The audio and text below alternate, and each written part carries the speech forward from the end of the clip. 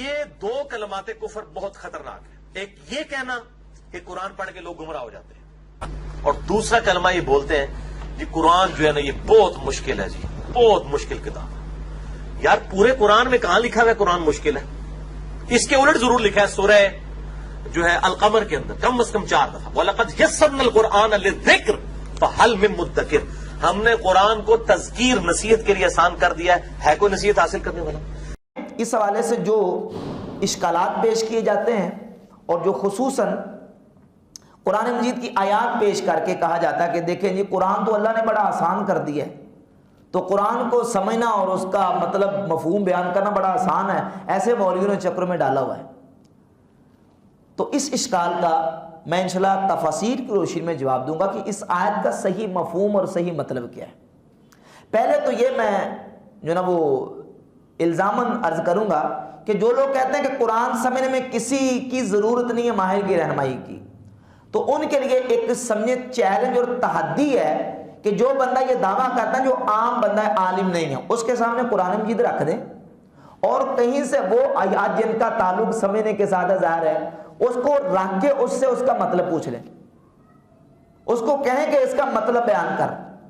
تو پھر وہ کیا کرے گا؟ وہ بھاگے گا تفسیر کی طرف جائے گا کہ اس کی تفسیر دیکھیں.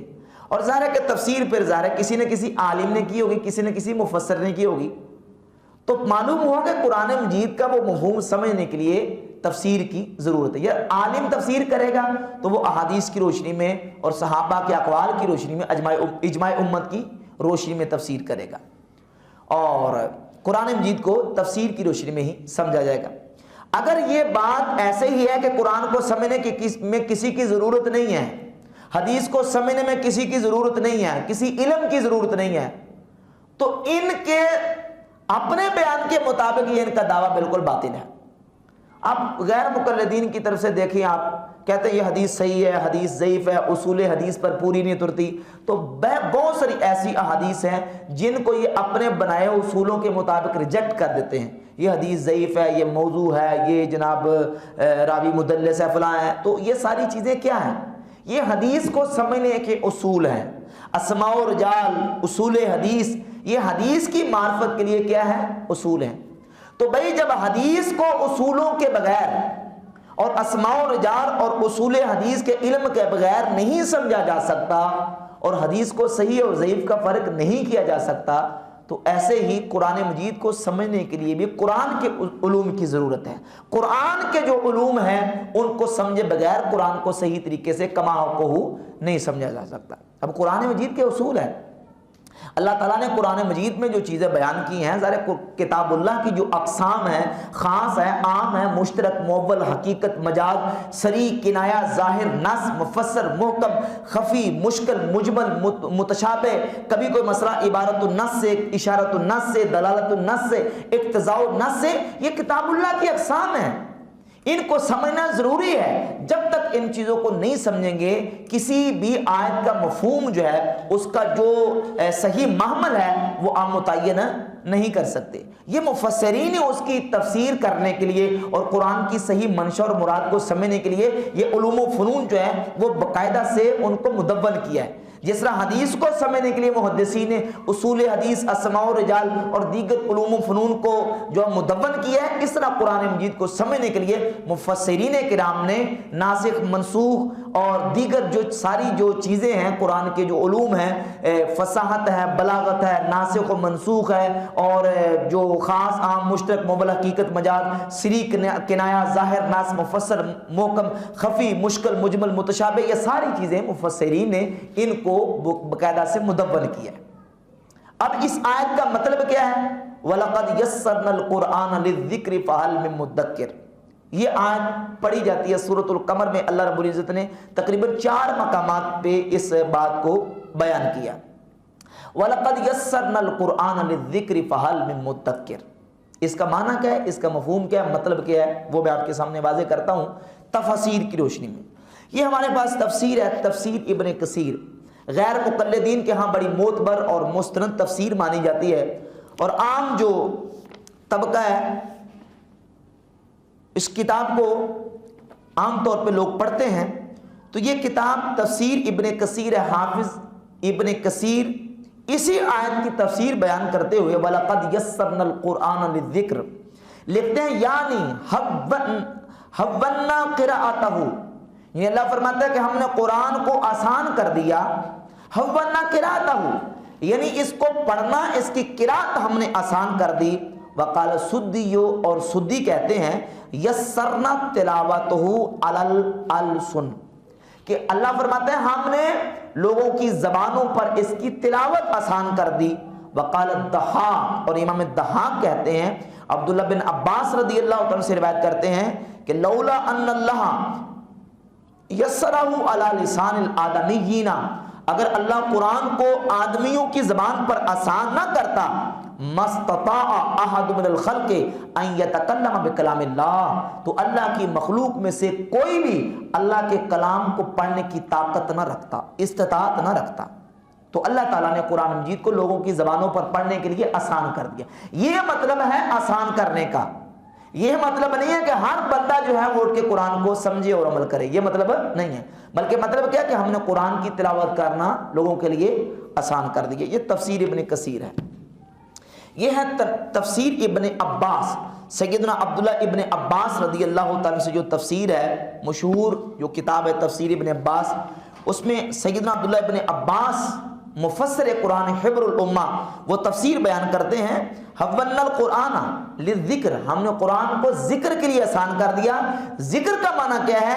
لِلْحِفْظِ وَالْقِرَاءَةِ وَالْكِتَابَةِ، کہ ہم نے قرآن کو حفظ کرنے کے لیے، پڑھنے کے لیے اور لکھنے کے لیے ہم نے اس کو آسان کر دیا۔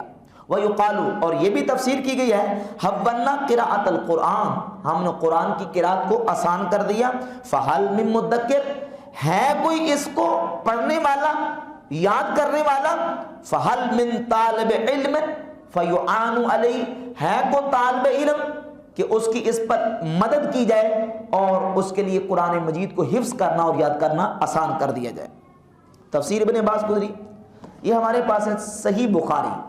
صحیح بخاری میں امام بخاری رحمۃ اللہ علیہ نے سیدنا مجاہد تابعی، سیدنا عبداللہ ابن عمر رضی اللہ تعالیٰ کے شاگرد سیدنا امام مجاہد تابعی رحمۃ اللہ تعالی علیہ سے قرآن مجید کی جو اس آیت کی تفسیر انہوں نے نقل کی ہے۔ مجاہد تابعی فرماتے ہیں کہ قرآن مجید کی اس آیت کا معنی کیا ہے؟ قال مجاہد، یہ حدیث نمبر 4869 سے نیچے، وَلَقَدْ يَسَّرْنَا الْقُرْآنَ لِلذِّكْرِ فَهَلْ مِن مُدَّكِرٍ، اسی آیت کی تفسیر میں کتاب التفسیر میں امام بخاری رحمۃ اللہ لے کے ہیں۔ قال مجاہد یسرنا حَوَّنَّا قِرَاءَتَهُ، امام مجاہد تابعی کہتے ہیں کہ اللہ فرماتا ہے کہ ہم نے قرآن کو پڑھنے کے لیے اس کی قرات کو لوگوں کے لیے کیا کر دیا ہے؟ آسان کر دیا۔ یہ ہے تفسیر قرطبی، امام قرطبی علیہ رحمہ اپنی اسی تفسیر میں لکھتے ہیں، اے سخلّاہ للحفظ، اللہ فرماتا ہے ہم نے اس کو حفظ کرنے کے لیے آسان کر دیا۔ وَأَعَنَّا عَلَيْهِ مَنْ أَرَادَ حِفْظَهُ، اور جو قرآن کو حفظ کرنے کا ارادہ رکھتا ہے ہم نے اس کو آسان کر دیا اور اس پر اس کی معاونت کی، یعنی اس کی مدد کی۔ یہ ہے امام ابن جوزی رحمۃ اللہ علیہ کی کتاب تفسیر کی زاد المسیر فی علم تفسیر۔